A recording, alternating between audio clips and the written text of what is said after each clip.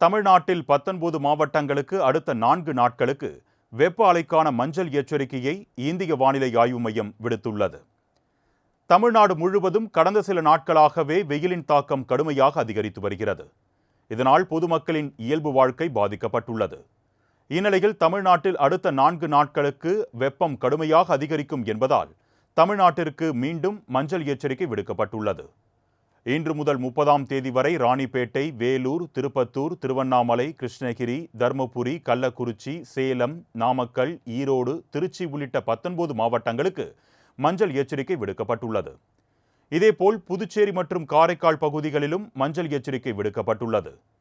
நடப்பாண்டில் தமிழ்நாட்டிற்கு ஒரே நேரத்தில் 19 மாவட்டங்களுக்கு மஞ்சள் எச்சரிக்கை விடுக்கப்பட்டிருப்பது இதுவே முதல் முறையாகும்.